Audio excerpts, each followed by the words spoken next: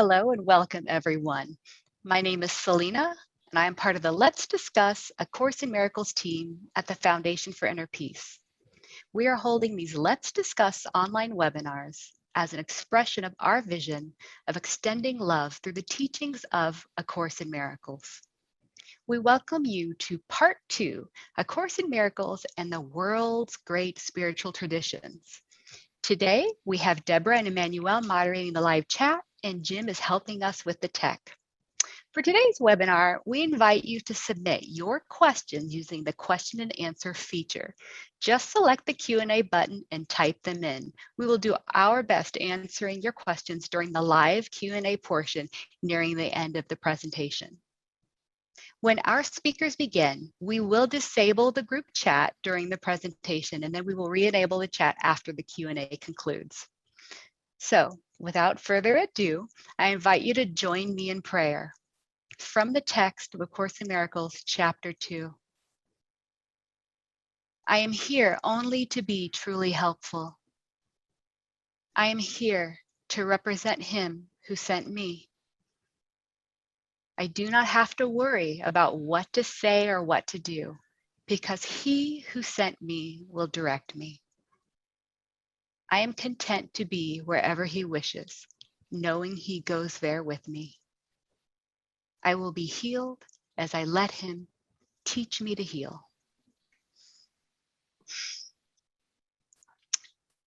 It is an honor to again introduce Dr. Roger Walsh as our guest speaker. Roger Walsh is a professor of psychiatry, philosophy, and anthropology, as well as a professor in the religious studies program at the University of California in Irvine. He is the author of Essential Spirituality, the 7 Central Practices, and together with his late wife, the psychologist Frances Vaughn, published 3 books of exquisite quotations from the Course: Accept This Gift, A Gift of Healing, and A Gift of Peace. They are also available in a combined volume, Gifts from A Course in Miracles. So for more information, please visit his website at drrogerwalsh.com. It's also my pleasure to introduce Dr. Bob Rosenthal. Dr. Bob Rosenthal is co-president of the Foundation for Inner Peace, which is the scribe authorized publisher of A Course in Miracles. Having served on the Foundation's board of directors since 1993, he was introduced to the Course in 1975 at the age of 20 by Judith Scutch Whitson and became a close friend and protege of its co-scribe, Bill Thetford. He is the author of 3 books related to A Course in Miracles and a popular speaker at A Course in Miracles conferences and online events. Dr. Rosenthal is also a semi-retired psychiatrist and psychotherapist with over 30 years experience helping individuals and couples. So I welcome Drs. Rosenthal and Walsh. Thank you, Selena. Thank you. And welcome to everyone who's attending, taking time off on your busy Thursdays to join us. So I'm assuming that many of you tuned in for the first iteration of this topic, A Course in Miracles, and its place in the world's great spiritual traditions, similarities, differences, etc. If you didn't, that's okay, because I don't remember what we talked about, and even though I fully intended to review it before this webinar, I have not. So we're definitely in beginner's mind, the now moment here. And I'm going to keep quiet and turn it over to you for a sec, Roger. Well, thanks very much, Bob. And first off, just thanks so much for the opportunity of being with you and the Foundation community, the course community, and having the opportunity it's always such a gift to be able to explore the course together and to support one another in studying and putting its lessons into place in our lives. And it's also a gift for me to be able to make these comparisons, to draw comparisons between this profound teaching that the Course is, and the great and profound teachings from each of the world's great traditions. And that has been a large part of my both personal interest and professional work, a kind of exploration of the common themes across traditions and their distinct contributions. And of course, with the Course being, such a large love of my life, seeing how the Course fits and compares and contributes and its unique gifts, and recognizing, identifying those. So I just am so grateful for the chance to be able to talk about these things. So thanks so much. Well, thank you for joining. I think it's very important for all of us to remember that that we can't do it alone, because Son of God is a collective. It's actually not even a collective. We just see it that way from our perspective here in separation land. Or as one of the questioners put it, psychoplanet, which I liked very much. That says a lot, doesn't it? Doesn't it? Yeah, it certainly feels that way most of the time now. But we got a number of very good questions. And I was thinking, unless, Roger, you have a different idea, that maybe we could just start with some of the questions and see where that leads us. We've already placed this whole 75 minutes in the hands of the Holy Spirit and Jesus, Yeshua. So we don't really have to worry about what comes out of our mouths or where we're going. We will be guided and directed. Well, that's a relief. Isn't it? Yeah. I almost punted on the whole thing. Right. Why should I do the work? Yeah, exactly. I need do nothing. I do have a little willingness to do nothing. So there were a couple of questions that came in from people who were raised Jewish, as I was, wondering, how do you reconcile Judaism with the heavily Christian terminology of A Course in Miracles? One of the questioners was talking about her guilt at doing this and her trouble with the name Jesus. I think a lot of people share this, and not just Jews. I've certainly talked to a lot of students coming from strict Catholic backgrounds where the name Jesus connotes not love, but fear, and, visions of hellfire and damnation. So I think that I want to answer this at two different levels. One, the more abstract level of anything that triggers us, anything that causes us fear or shame or upset, is grist for the Holy Spirit mill. There's something there that we are either averse to or attached to that's being challenged, and our egos don't like it. So really, we should say thank you when feelings like that come up, because it's shining a light on those aspects of our self-image and our identity that we're reluctant to let go of or open up for forgiveness and healing. So you're not alone in having that issue. And one of the questioners made the point that, after all, Jesus was Jewish, and he certainly didn't go by the name Jesus, which I believe is Greek.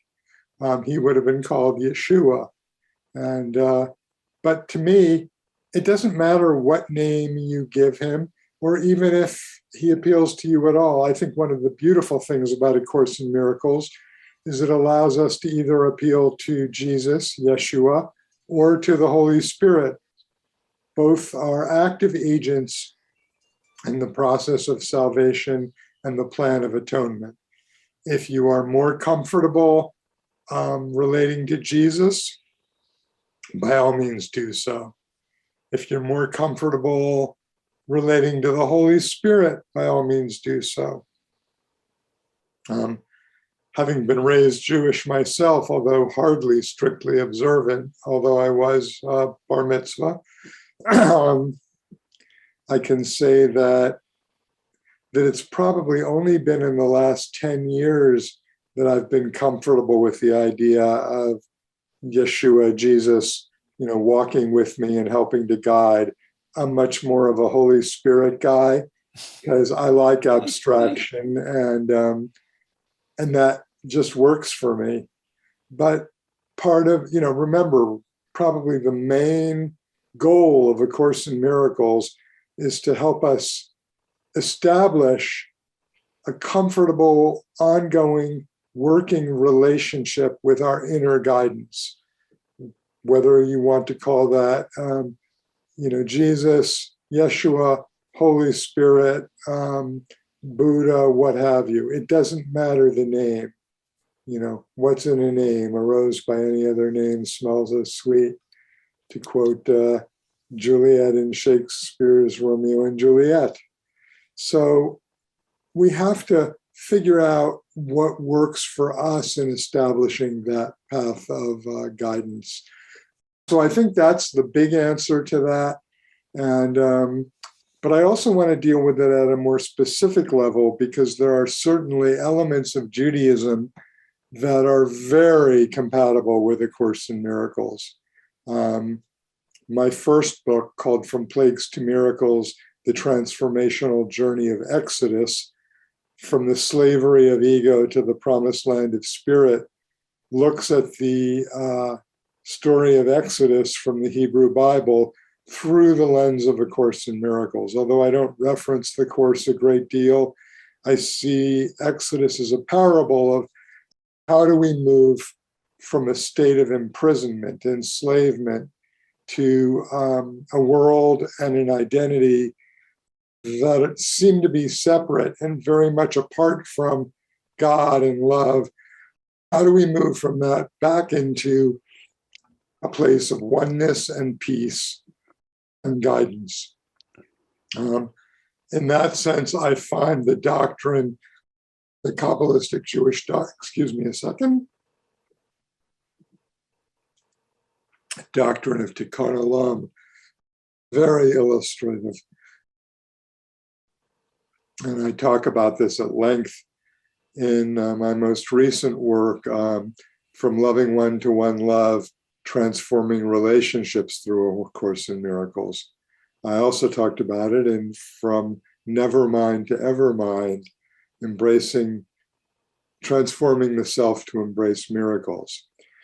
So Tikkun Olam is a Kabbalistic doctrine that says, essentially, when God created the world, he spilled the essence of himself, and it shattered into all of these fragments that we now think of as individual selves. And that the goal of any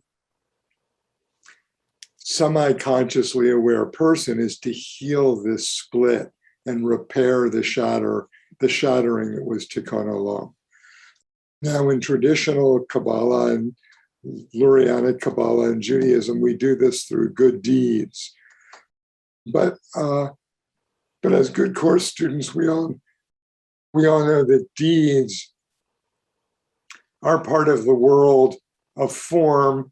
And if we think of that world as apart from us, and as us as individual beings moving through this world, we're in fact reinforcing separation, and we are not doing a thing to heal, the fragmentation, the separation.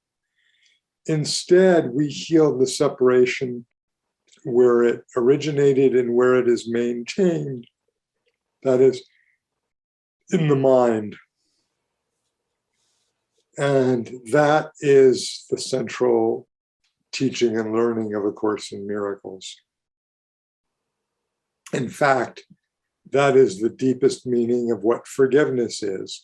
We start by focusing on individual people who we think have insulted us or injured us in some way. And that's very valid, because if you're holding grievances against them, you're seeing them as separate from you, they're attacking you, you're completely justified in your counterattack, or so the ego tells you. And you get nowhere. You just keep running on the hamster wheel of samsara. And and you don't get to the place of forgiveness in the deepest experience of love. But ultimately, forgiveness is about the healing of the perception of separation itself, which means that every time we look out in the world and we see separate objects, separate people, we are subservient to the ego and its agenda. Whereas when we allow the Holy Spirit to guide us, or Jesus to guide us, we move in a direction of enhanced peace. And as we do it, what's the biblical line? By their fruits you shall know them. Life does get better, more peaceful. Seeming grievances disappear on their own. We don't have to work hard at them. And this, to me, is the ultimate feedback that the Course gives us. Let's face it, in terms of what we all learned growing up, A Course in Miracles is positively insane. It's a radical teaching that says everything we learned is wrong and upside down, and we have to let it go and learn something completely different. But that's okay. Learning is how we grow. Learning is how we come back to God. Learning is not necessary in heaven because heaven is a state of perfect oneness and perfect love. What's to learn in a state of perfection? Nothing. So Tikkun Olam I find to be a very helpful doctrine in that it's totally compatible with A Course in Miracles. There's some beautiful places in the Course where it talks about the fragmentation of the self and putting it together back into oneness. And this is why we need to forgive. And this is why we need to recognize that in our separated state, we're not even really capable of practicing forgiveness ourselves. We need the help of the Holy Spirit and Yeshua, Jesus. And so really one of the most powerful prayers we have is, okay, help me in the conditions that brought the fear about, that brought this grievance about. And when we do that, we open the door to miracles and certainly to forgiveness. The other thing that this questioner asked about is another Lurianic Kabbalistic doctrine, that of Tzimtzum, which essentially says that in the creation, God had to withdraw his essence into himself to make space for the creation of the world and of all of us. That doctrine is not terribly compatible with A Course in Miracles. And in fact, I understand it as the attempt of Kabbalists and early Jewish scholars to try to understand how God could have created the world, a world with such, let's face it, such horrors and such suffering, when God is in God's self nothing but love and oneness and peace. Well, it happened because God withdrew God's essence, and so the world is not a place of God. And yet, if you read your Hebrew Bible, the very first part of Genesis is, God's creation of the world. It's interesting because implicit in that teaching is the idea that the world is real and the world came first. The world came before you did, before I did, before any of us. And that's certainly not congruent or compatible with A Course in Miracles. So I applaud the attempt to understand and the focus on the question, which is a very reasonable question, and gave rise to the doctrine that's known in theology as theodicy, and I may be mispronouncing that. You can correct me if I'm wrong, Roger. But the Course gives us a very different way of understanding it. God didn't separate from us. We separated from him or her, whatever your proclivity is, or it. I actually think there shouldn't be any pronouns for God, but it gets pretty awkward saying God, God's this and that. So the more you work A Course in Miracles, the more deeply its teaching shows up in your life, and the easier I find it becomes to understand not just Judaism or Christianity or Advaita or any of these other teachings and doctrines, but almost all of it. And so, the deep take home, keep it up, keep reading, keep studying, keep applying it, and keep practicing. All right, Roger, I'm sure you must have some thoughts. Oh, I always have thoughts. Despite 30 years of practice. I hear you, man. They keep coming. Yeah, well, thank you for that. And it's interesting, you look across different contemplative communities, whether it's Buddhist or Hindu or Taoist, you find an enormous number of Jewish practitioners.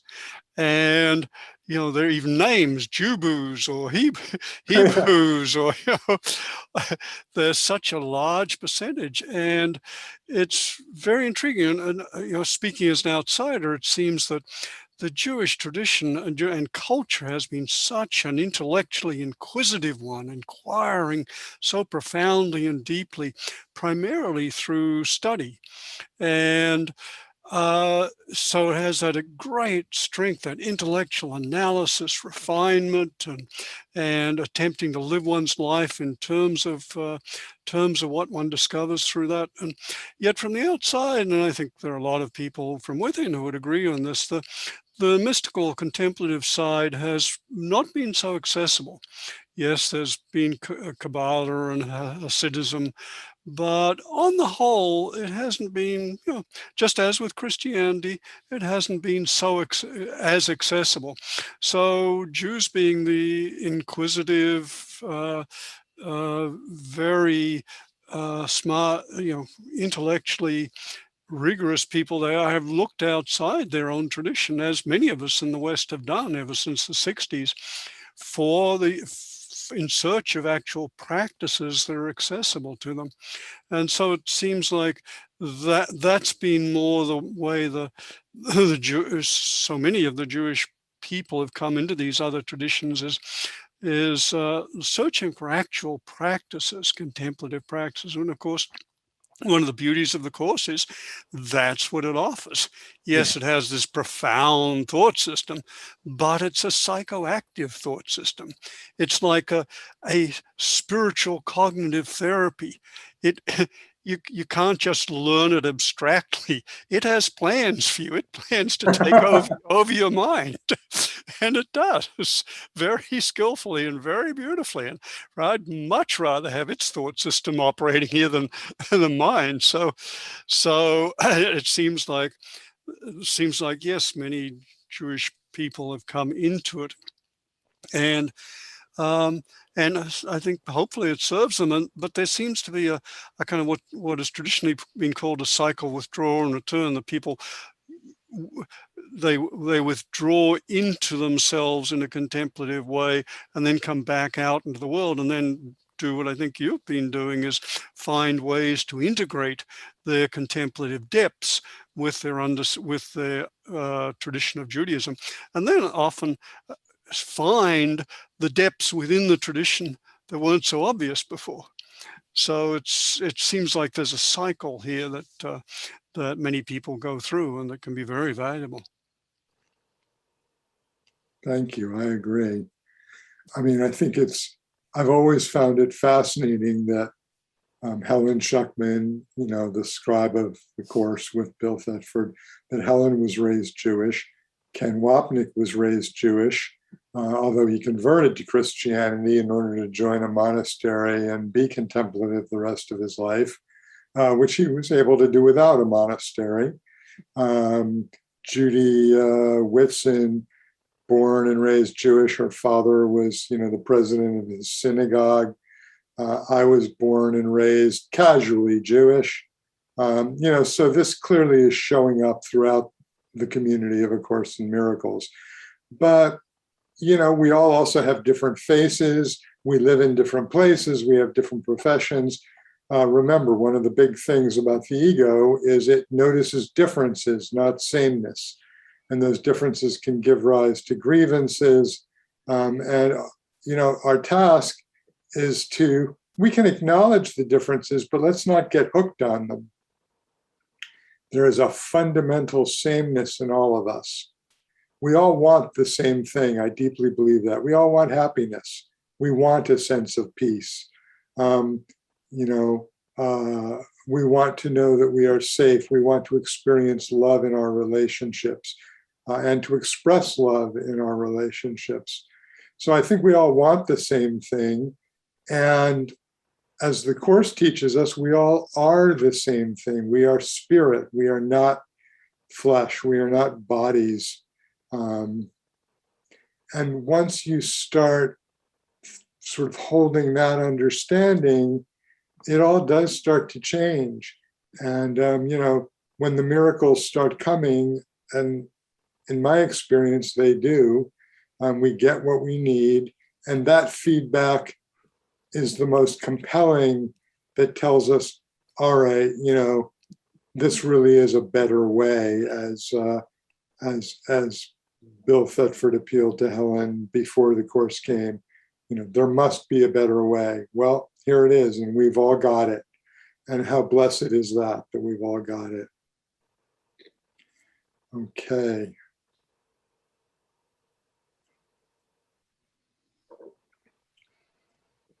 All right, I'm trying to remember what some of the other questions were, and the only other one that Let's see. You got them there? All right. I do, yeah. Let's see, there was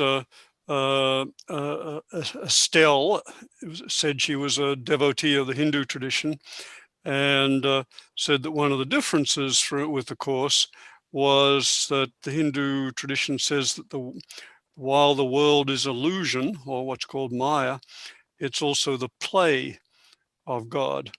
And how's that compare with the Course? So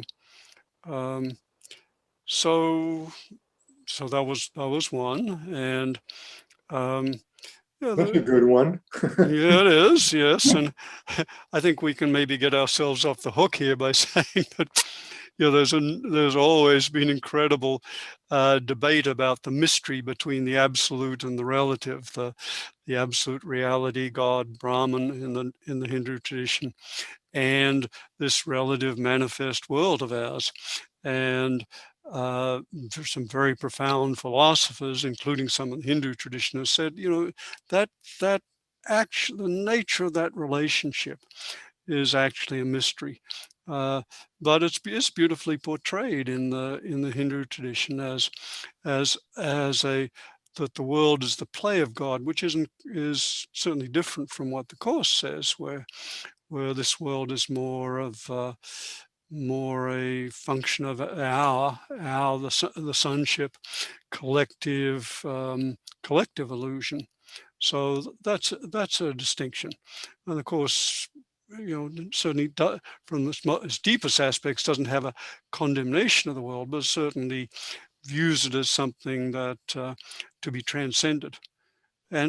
But Hinduism also says that the yogic tradition is very clear that Maya is to be awakened from. So there are as with all things, there are similarities and differences.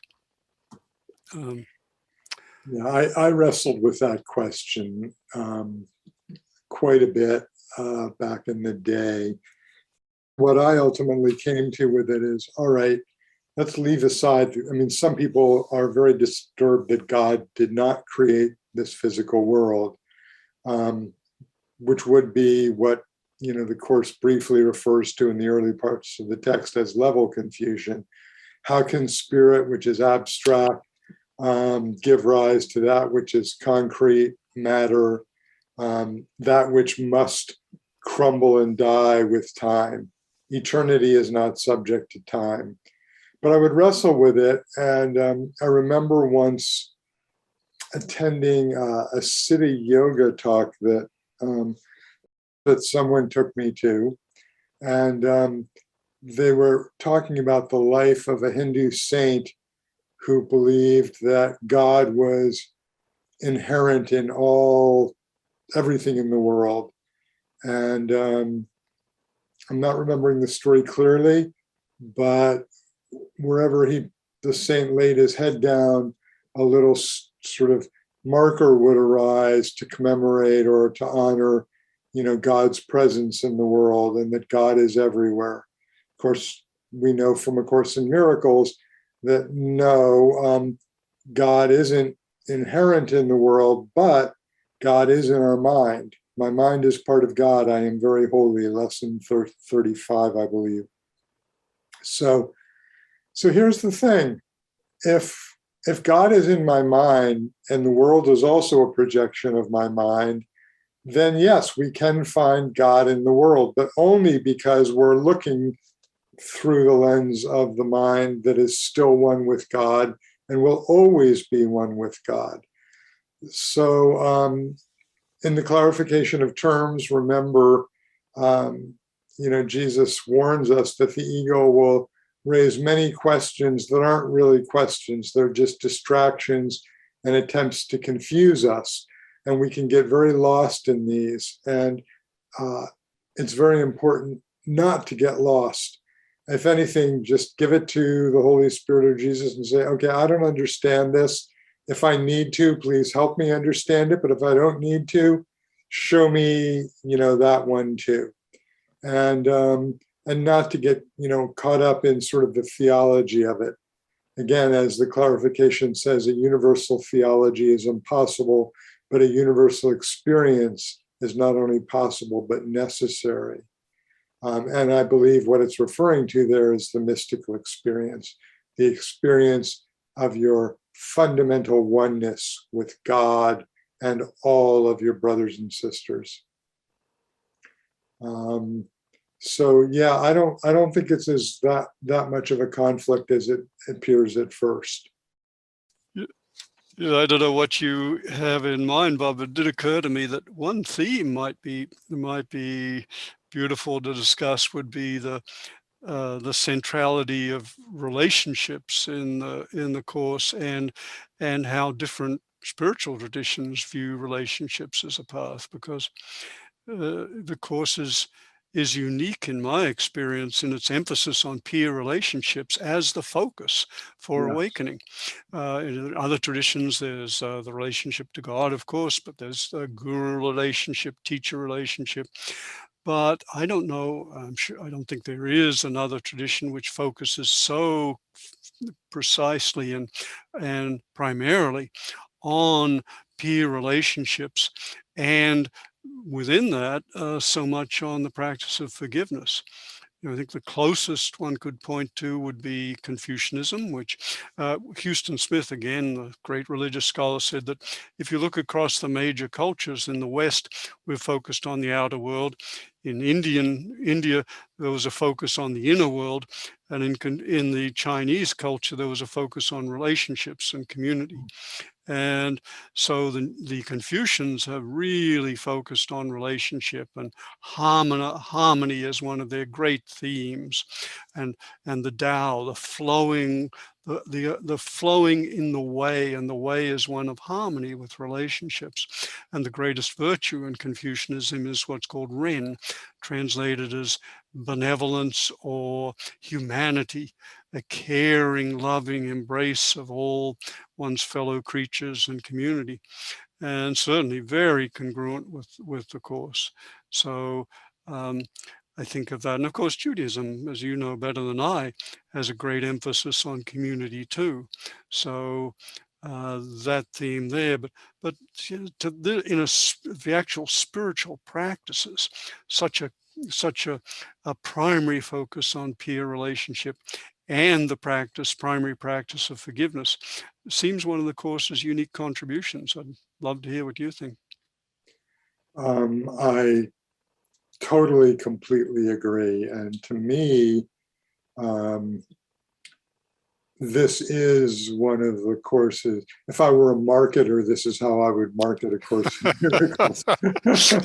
Fortunately, you do not have to do that. It's No, doing just fine by itself. It is doing fine by itself. So I absolutely agree. And it makes sense. If our ultimate reality is a oneness that can't be divided, that is everything there is, and yet here we are in a world of form and illusion where nothing is one. Everything is separate. It has its own form. It has its own name. How do we move from this place to that place? Well, through relationship. And, so many of the workbook lessons focus on relationship. The Course in the text tells us that the Holy Spirit will speak to us through our brothers. That can happen. Sometimes you ask a question and you don't get a clear answer.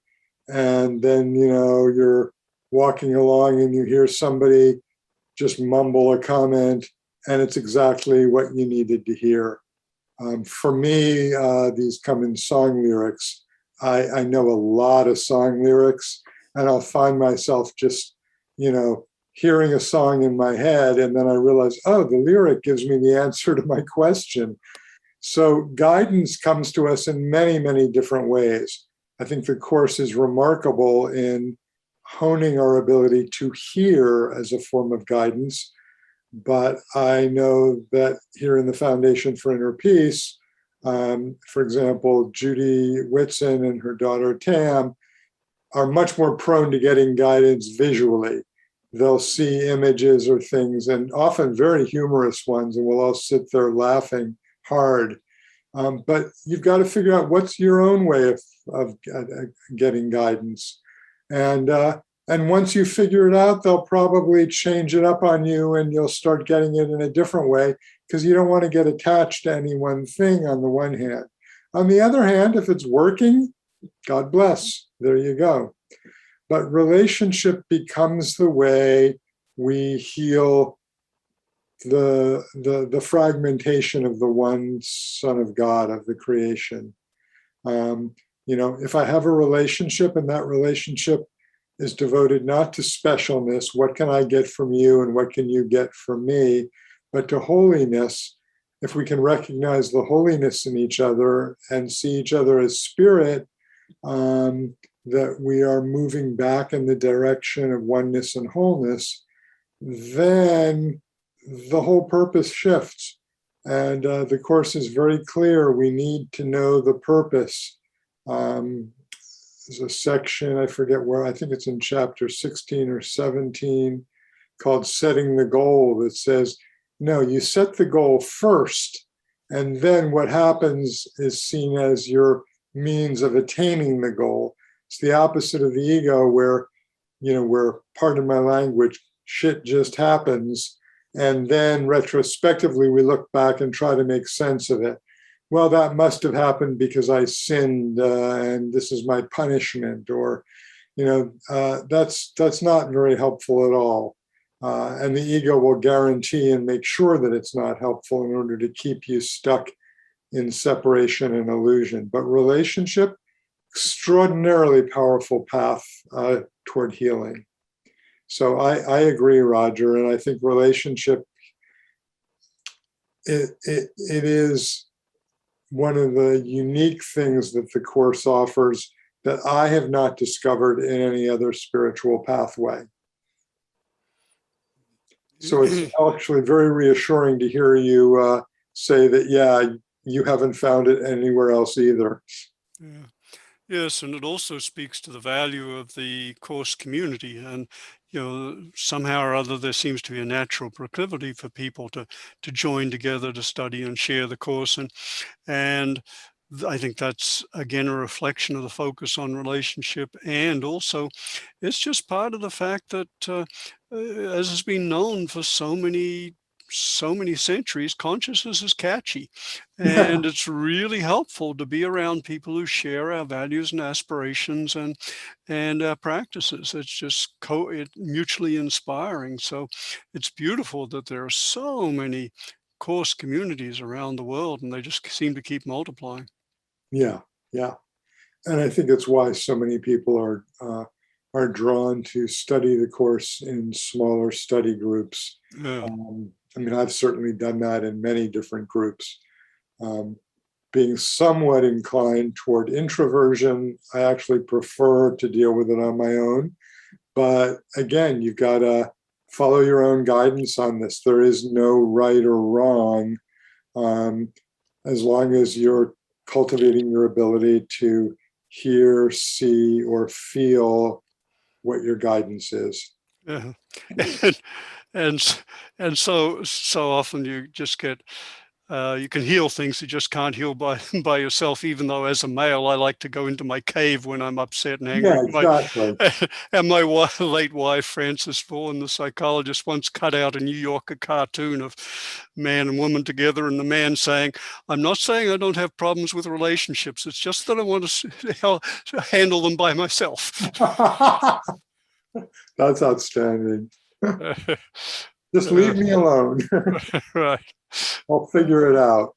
Right. Well, it's like that old joke about, men never ask for directions, whereas women have no problem asking for directions.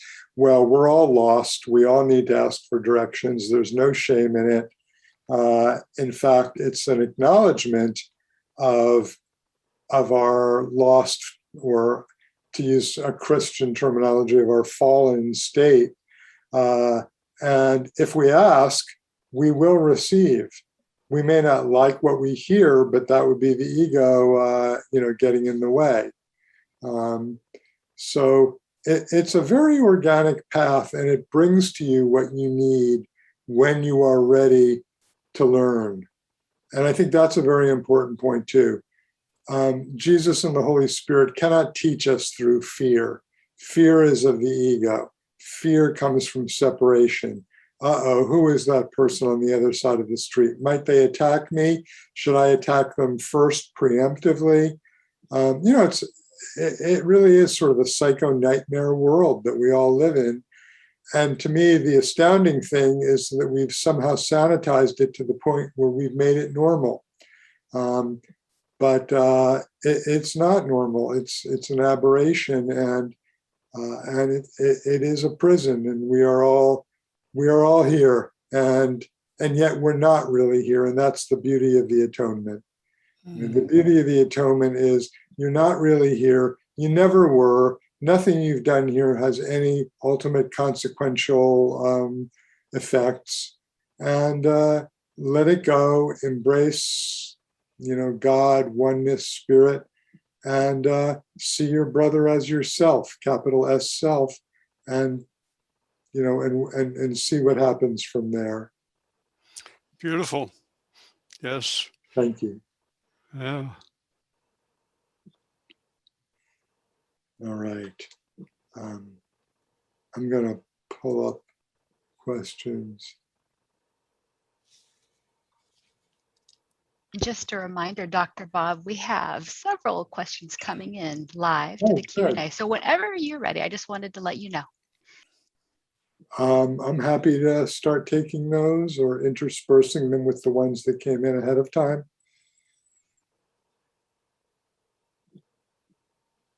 Whenever you're ready, I have Fire them here. away. Okay, I'll go ahead and give one right now then. All right, so an anonymous questioner asks, I've studied the Course before and I'm now studying Buddhist philosophy. I now think the Buddhist view is very similar to A Course in Miracles view without the need to mention or include God. God seems to stop being necessary to understand the world's ways. What's your comments? I think I'm going to let you go first on this, Roger, as a longtime Buddhist practitioner and course student. I mean, I'm certainly familiar with Buddhism and applaud many of its practices, but I'll probably say something that's incorrect, whereas Roger will nail it. With that setup. Right, no pressure here, but fortunately, no pressure. I'm not doing anything. Yeah, like this questioner, I too have found these two paths to be very complementary and very valuable and mutually facilitating. So, for me, it's been a real gift, and particularly to do the intense Buddhist meditation practices as a kind of training that's allowed the course meditations and practices to unfold a little more easily, I think. So yes, there are considerable similarities. Of course, one can say there are similarities between all contemplative paths. So the question becomes, well, what's uniquely similar between the Course and, say, Buddhism? Of course, there are many kinds of Buddhism, but one thing we could mention is that both traditions emphasize the fact that none of us get finished or off this wheel until everyone's finished. They both are what Buddhists would call bodhisattva paths.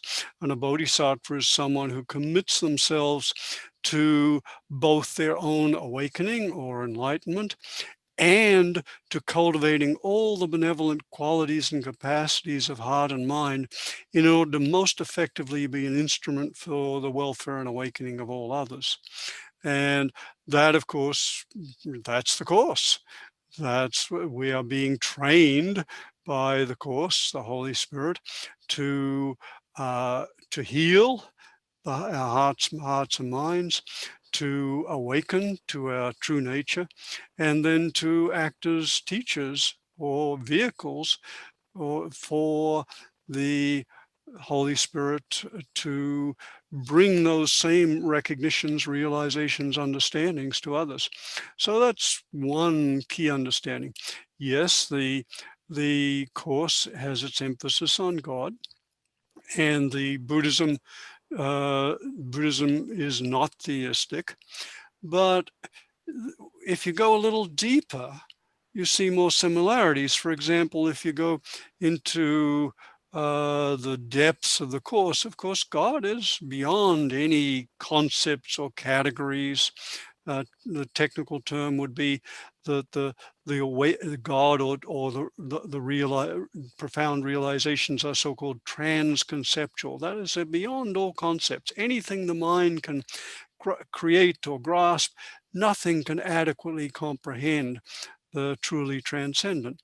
And the Buddhist tradition is very similar. In fact, it calls the fundamental nature of reality and realization shunyata, often translated as emptiness, but I like the translation ineffable, beyond anything the mind can grasp or lay on it. So again, when you look really deeply, you find a lot of similarities. So maybe that's enough. I would just add one or two things. I think for those of us who grew up in the West, God gets a very bad rap, and perhaps deservedly so if you're following Western religious traditions. Again, back to the Hebrew Bible, the idea that, God is inflicting plagues and punishments and this sort of thing. Or if you look at all of the rules of the book of Leviticus, that you have to do this, you can't do that. It's enough to make you crazy. So I would say if you can let go of all of your old misconceptions about God, what God is, what God isn't, and be open to new understanding, new experience, you might find that God is no longer such a buzzword. The other thing that came to my mind as you were talking, Roger, is the Buddhist emphasis on compassion. Yes. I think compassion is a more accurate understanding of the universal love that the Course is teaching us than love, because we all grew up with the notion of love as special love. I'm going to meet that partner somewhere. Our eyes will meet across a crowded room. Violin music will start in the background, and the rest of our lives will be perfect forever after. Certainly been my experience. Yeah. Yeah, well, I tried to follow that path a few times, and Didn't we all? doesn't work out very well. The Hollywood movies are good for it, but nothing in real life or illusion life. Whereas compassion, it's much more, again, it applies to everyone everywhere. Yeah. You can look Yeah. at the person who you have the worst grievance against, and if you can cultivate compassion, understanding that they're dealing with the same set of problems in slightly different forms than you are, then love flows from that. But again, I come back to, and I know I'm sounding like a broken record for those of you who are old enough to remember what records are. You know, that it's about your own inner guidance, what works for you. I mean, I have spent years without doing course lessons, although if anyone had asked me, what is my spiritual path, I wouldn't have hesitated. I would say, well, the foundation of it is A Course in Miracles, and always has been since I was introduced to it back in, 1975. But I've taken long breaks to pursue all kinds of paths. And ultimately, they all sort of collapse on themselves because they're not ultimate. So many of what I like to call the New Age manifestation technologies, you can get whatever you want by doing the following visualization and repeating it, 9 times or 90 times or what have you. They keep us focused on what we think we want from the world. Oh Lord, won't you buy me a Mercedes Benz? But we don't really know what we want.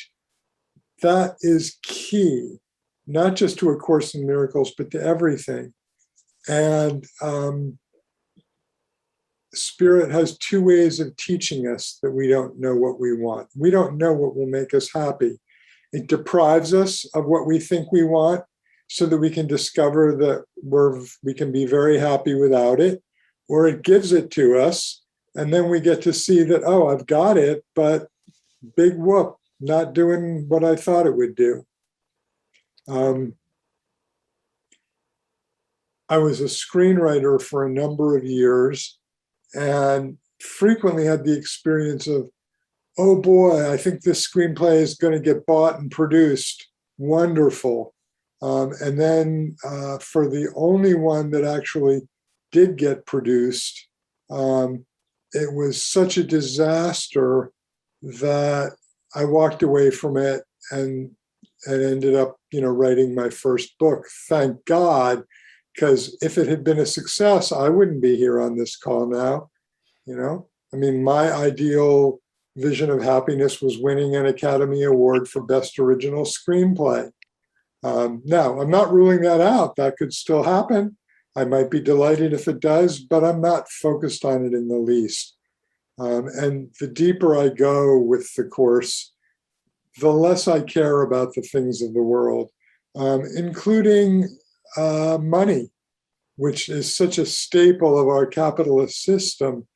But, when you have the experience enough times that, oh my gosh, how am I going to pay this bill? Or, are we going to have enough money to meet payroll for the foundation in 3 months? And money just shows up. We get a big donation, or turns out that an expense that we thought we had was far less than what we had anticipated. You have enough of those, you begin to develop real faith. Not faith of, oh no, I'm sure it's all going to be good, but faith of, the faith that comes from the inductive reasoning. Well, the sun has risen every day of my life. I'm going to trust that the sun will rise tomorrow. And I don't have to perform any magic to do it. For those of you who've seen the wonderful movie Black Orpheus, which is about, Orpheus being born in Rio de Janeiro, and he plays every morning on his guitar and sings to bring the sun up. You don't need to do that. The sun's going to rise on its own until it stops. And you probably won't be here for that anyway, so let's not worry about it. But we get the miracles we need. And if you ask for a miracle and don't get it, it's probably because you didn't need it and it would have diverted you from your path. Again, had any of my screenplays been successful, I might have had to move to Los Angeles, God forbid. No offense to anyone living in Los Angeles. I'm sure it's a wonderful town. I've enjoyed visiting, but I like living where I live. And we get what we need when we're ready for it, not a moment sooner. And if you're not getting it, it's because you're not ready, or there are other lessons that are more of a priority that you need to get first. Bob, can I just emphasize something you said earlier, because you mentioned the misunderstanding of God. Yes. And what you were, and just to put it in technical terms, you're pointing to a very important thing, that at different stages as we mature, we have very, very different understandings of God. And you were pointing to the fact that our culture's understanding is what's called magic mythic. It's more or less, this father figure, white sheet sitting in the cloud type of thing, or at worst, producing plagues and boils. But as we mature, and particularly as we do our practices, our understanding of God tends to mature until it becomes a loving God at first, and a God beyond form, and a God that is ultimately a God that's completely transcendent to any concepts or ideas we might have about fill in the pronoun. Wonderful. So thank you. It's very important. Yeah. I do have questions about the holy instant. All right. I don't understand that. So, go ahead. Okay, sure. A couple of them come in, so let me see what I can do to combine. But this is the first one in front of me from Vincent. Would you equate the holy instant from A Course in Miracles to Nirvana, Samadhi, and other transcendental spiritual experiences? Well, I'll take a stab. The holy instant.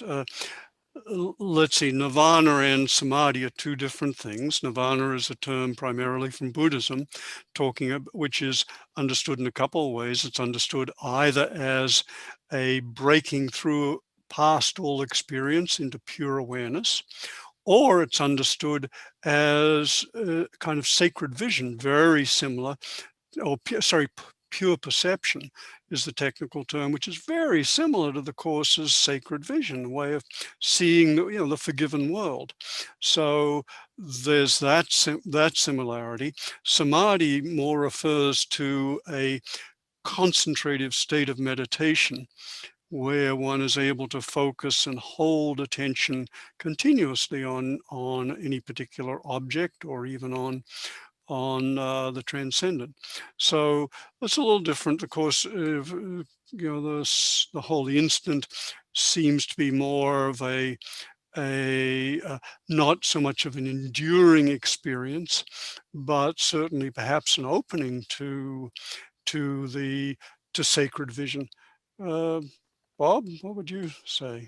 Yeah, I see. I mean, and again, I'm not, a scholar or even an active practitioner of Buddhism or Hinduism, but I do see some differences in them, and so I'll answer what I see as differences with that caveat again, that the ego likes to ask questions that have no good, helpful answers. I understand the holy instant as a seemingly brief breakthrough into eternity. Nice. Yeah, thank you.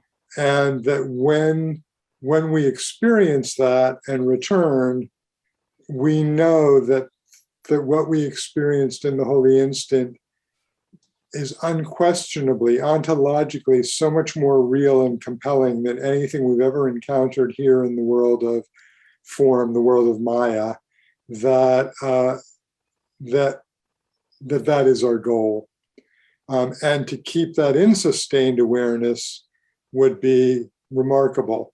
Now, there's a section at the end of the Manual for Teachers that says very clearly if you were able to hold God in sustained awareness, your body would not make it long. You wouldn't care about eating, you wouldn't care about anything. May we all get there. But so to me, the holy instant is kind of, it's a breakthrough, and it's really important because that breakthrough allows the light of oneness and love to come through. Nice. And we experience self in that moment, that instant, in a way that we have a lot of trouble experiencing when we're going about our day, checking off our to-do list. Again, the ego keeps us very busy. And now with technology and email and texting, the busyness has gotten truly insane. I am actively attempting to train myself when the phone rings to just let it go to voicemail. When a text comes in, to remind myself that the text isn't going to go away and I can finish meditating or finish eating breakfast or what have you, and then check the text rather than rushing to see who is communicating to me. So when we find ourselves enslaved to these little routines and subroutines, we have an opportunity to turn it over to Yeshua, Jesus, or the Holy Spirit, and look at what's going on there. I'm afraid if I don't return it right away, people are going to think poorly of me. I'm going to be irresponsible. Someone was reaching out and they were in terrible, dire straits, and I didn't get back to them, and now they died, and it's my fault. That's the physician in me speaking. So it's all grist for the mill, it's all grist for the mill. And when we recognize the places that seem to control us in our lives, we don't have to feel guilty or ashamed. All we have to do is look at it and go, okay, something else to work on. Or as a lot of course students like to put it, another forgiveness opportunity, AFO. And the AFOs are everywhere, unlike the UFOs. Although I guess for some people, those are everywhere too. All right, what else we got, Selena? Okay, so we have about 5 minutes I know. left. So I know some good ones too. So let me go ahead and ask this about someone who does Buddhist practices and would like to know, is it compatible to continue to do this while being a course student? Or should I just practice one spiritual path? What would you say? Well, I'm guilty of doing both for the last 40 years. So, so I don't know whether you want to be warned off by me or to take me as an example. I don't know, your choice. It's about guidance. Does it allow you to feel more peaceful? Does it promote joining with others and seeing them as the same, or better still, one with you? Or is it promoting some sense of specialness? Look at me, I'm not just a Course in Miracles student, I'm also a Buddhist. Woo! You're the only one who can really answer that in conjunction with higher guidance. Nice, yes. Very good, thank you. And a question that came in, somebody would like to know how Islam is comparable to A Course in Miracles. Big question. So maybe, given we only have a few minutes, just to speak in some generalities, and Islam, of course, like all religions, is a combination. It's a doctrine, a dogma, a community, and a tradition, and a set of practices. And perhaps the closest similarities one would find would be in the mystical element of Islam, which is the Sufi tradition. And Sufism has its primary emphasis is on the cultivation of love. And it has some very beautiful practices for cultivating love. It emphasizes community, the community of people on the path.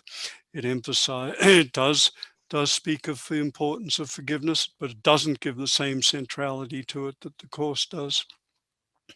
It has a profound mystical aspect to it, just as the Course does, but with its own special focus and particular practices. So I think given the limitations of our time, maybe that's enough to say.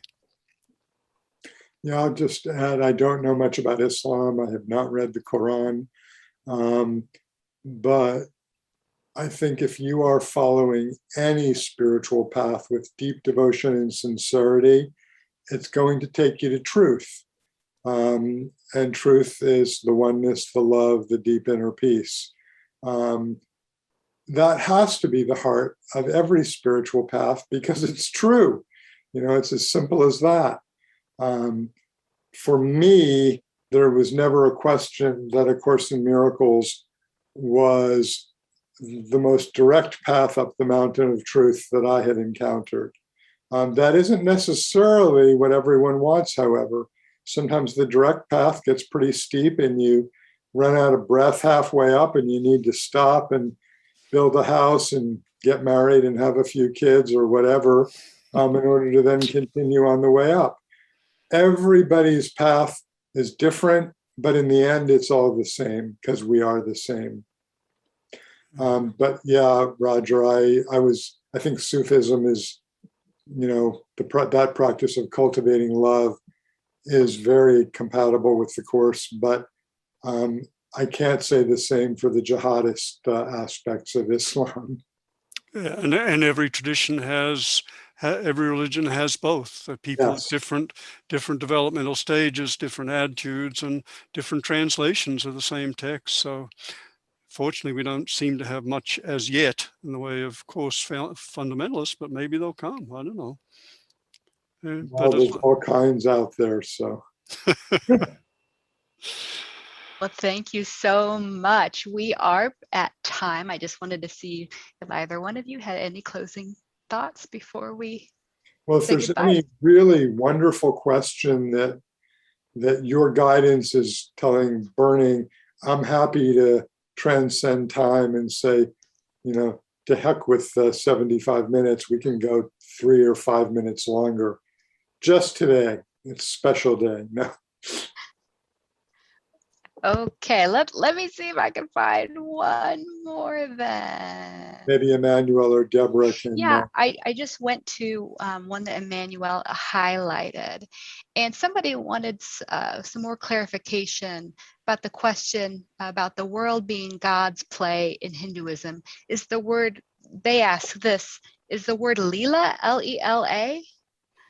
Yes, that's right. That's the term for suggesting that the world is the expression, manifestation, divine play. And there's most of us have probably seen the statue of the dancing Shiva there's a dancing form with a circle of flames around them. It's a classic image in Hinduism, and that's the image of Shiva dancing, manifesting the flames of creation. Yeah. Excellent, thank you. And here is another one about Mahayana Buddhism. They want to know, is it through relationships that we walk the way to enlightenment? I know you mentioned relationships earlier, but as it relates to Buddhism. Well, as Bob pointed out before, one of the core values of Buddhism, particularly Mahayana, that is the later Buddhism, is compassion and a commitment of one's life and practice to the welfare and awakening of all. So to that extent, yes, the practice, one's own awakening comes through the commitment to help and heal others. It's not necessary. The difference with the Course is it's not so, the practices per se tend to be more inner, that is meditative, contemplative, visualizations, etc., rather than specifically relational.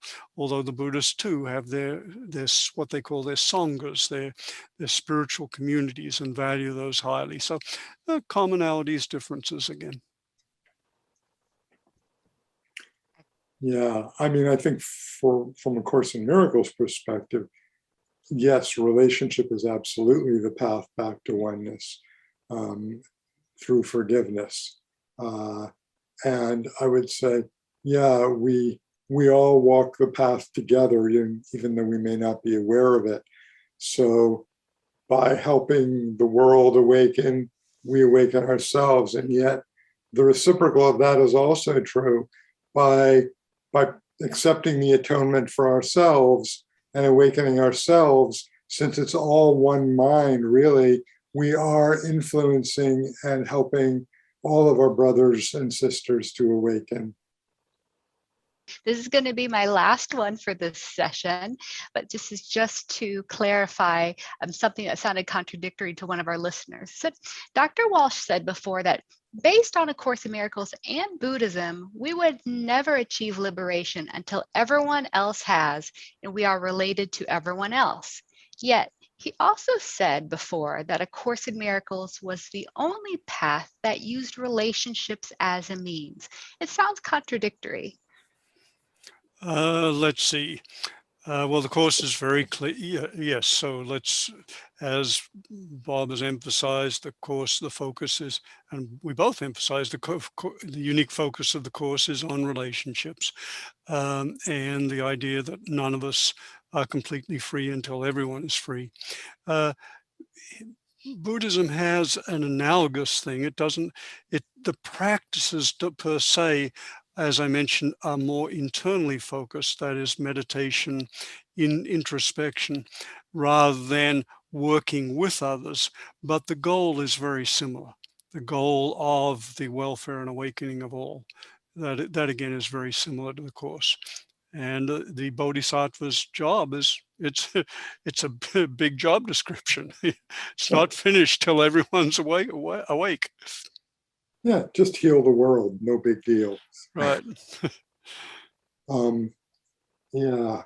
I find it very comforting that we're all in it together, and sometimes if I'm watching the news on television at night and particular political figures come on who are spewing trash and nonsense, and I find myself getting a little riled up, I just go to that. Yeah, well, they're in this mess too, and they're just not quite at a place where they can use love and compassion to transcend their way out of it. Okay, well, thank you both so much, Dr. Bob, Dr. Roger. We so appreciate having you today. And I think this is going to conclude our webinar, but I want to go ahead and just thank everyone today for joining us. We're going to re-enable the group chat, so asking either Jim or one of our chat hosts if they'll be able to do that. Re-enable it, keep an eye on it for website links, and we'll be pasting there as I make the following announcements. So to all our attendees and partners on the path, we want to make sure you've heard about the Miracle Voices podcast.